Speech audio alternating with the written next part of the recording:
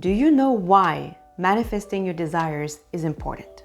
And just so we're on the same page, when I say manifesting, I'm referring to having an idea or a desire or a goal in your mind, in your head, and making it real so that you can experience it with your physical senses. Manifesting our dreams and desires is not selfish or shallow. It's an aspect, an important aspect of our life's mission or purpose.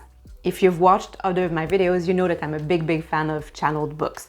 And almost all these books talk about manifesting. For example, in the channeled book, Soul Lessons and Soul Purpose, Sonia Choquette wrote or channeled, the most important aspect of your purpose is to claim and master your creativity.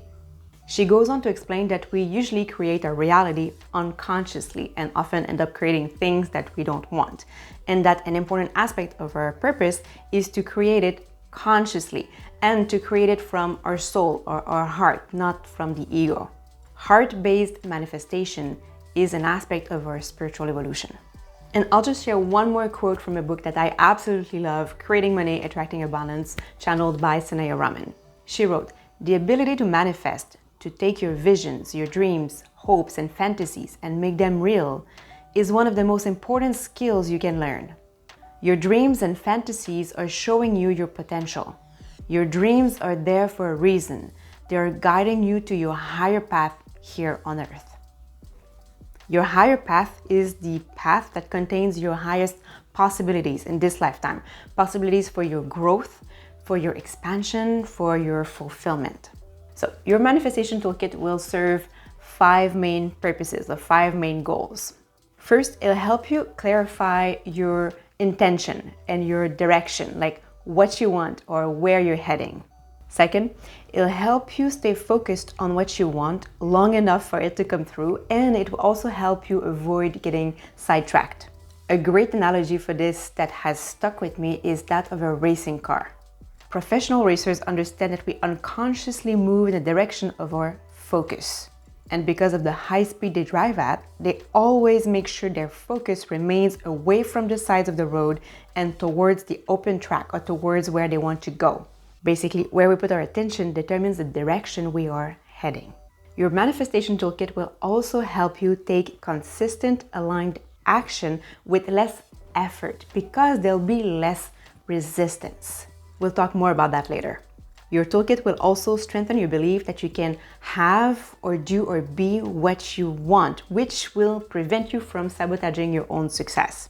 Without a strong belief in our capacities, we often sabotage our own progress and success. We procrastinate, we do things that bring us in the wrong direction, we go in circles without realizing it, like you know what I mean. And your toolkit will help you feel more deserving of having what you want, which is also essential. If you don't feel deserving of having what you want, you risk again to sabotage your own success. Now, all you need to create your toolkit is a journal or a notebook and your phone. So let's begin with the first tool. The first tool we need is a notebook or a journal. We'll call it your manifestation journal. I use just one journal on both sides. You could also use 2 journals if you prefer, but that's not necessary. 1 is enough. I use one side of the journal, usually the back side, for my vision. So that's the intention aspect of manifesting. That's the clarity of direction. So I'll tell you exactly how I do it, but feel free to alter any aspect of my process. So first, think of one thing you want, like one desire. Of course, you can use this process to change your entire life if you want to, but let's just begin with one desire. It'll be less overwhelming and it's also more effective.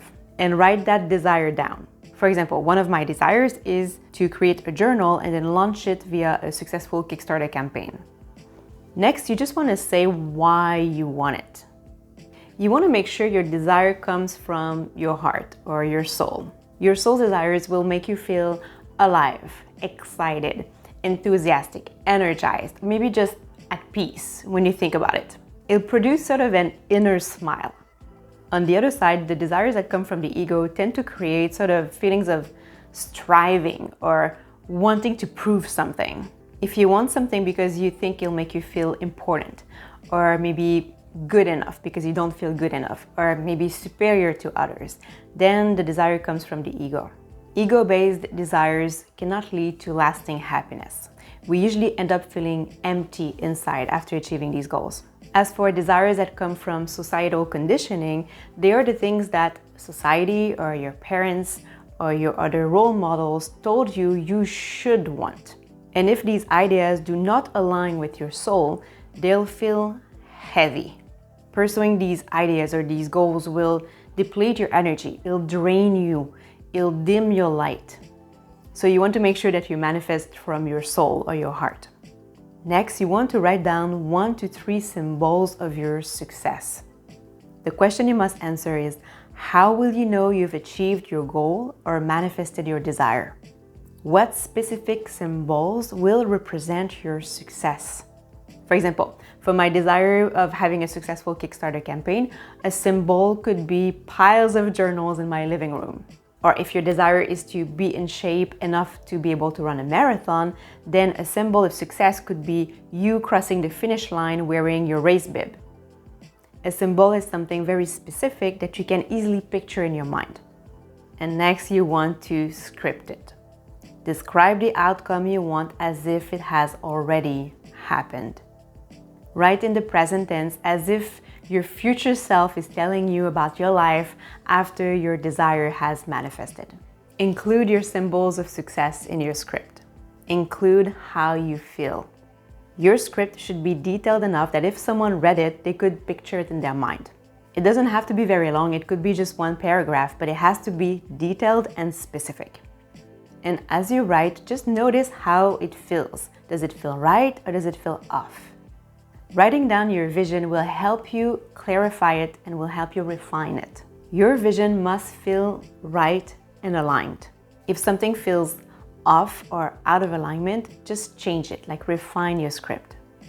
And of course, read it regularly, at least once a week. Doing this will give your mind a sense of direction. It'll tell your mind where you want to go. Scripting is very effective because it combines 2 very essential ingredients of manifesting. There's intention, I would say clarity of intention, and attention or focus. Plus, in the channeled book, Opening to Channel, it's written, once the words are recorded or written, they become part of your reality.